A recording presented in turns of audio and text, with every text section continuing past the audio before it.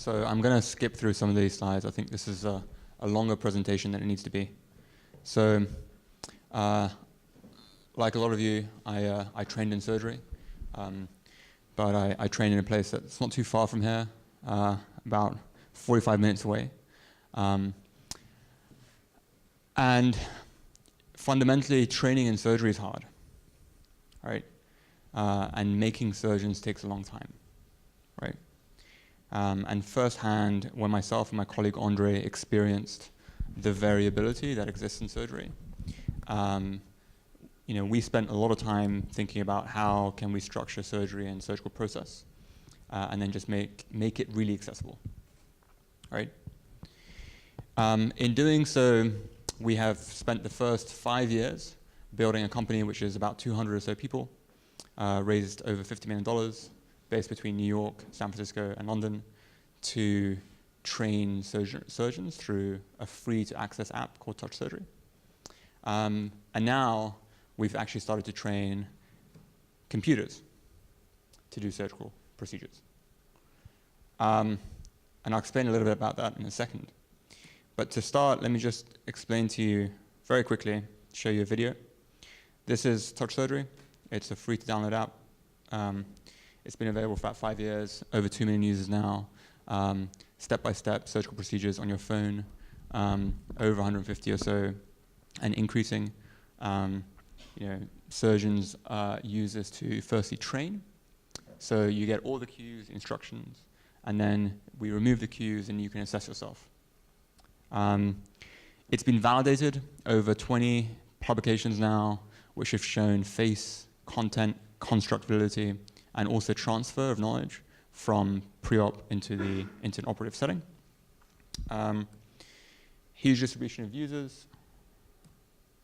And in 167 residency programs in the US, including some of these folks, where they're using it to train before a procedure and then using an assessment tool.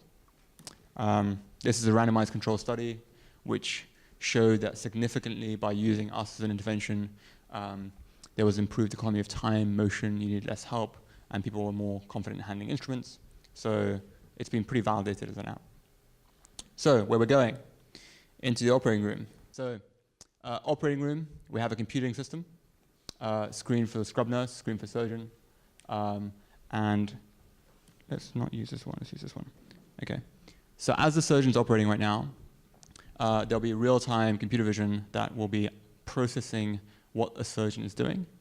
And if you see the two iPads, this information is just going to automatically change to display what the next step should be, what the risks are at different points in time. System runs on a computing system that we built. This is the Go Surgery computing system. And we've started putting this into hospital systems in the US. One day, we don't think you'll need a screen in the OR. We think actually you'll be able to deploy this information into an augmented reality setting. We've just become partners with Microsoft HoloLens, but we think that the technology still is a bit heavy. But for procedures which are open, where you don't have a laparoscopic screen, again, we think we can take surgical process information and display it in interesting ways.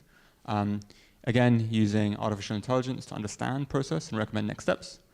And so you'll see here in a second, this isn't a real human leg, it's also a synthetic leg, so we don't have just real human cadavers in our lab, don't worry. But again, you'll see there's a fracture, and then this essentially will walk someone through exactly how to do the procedure. So I haven't used many of these slides in previous meetings and previous presentations, but here's a view, and here's my question. Okay, my question is, right, global surgery, it's great for us to think about how many more people we can send out to do operations, but my view is how many computers can we put to support more and more procedures. Thank you.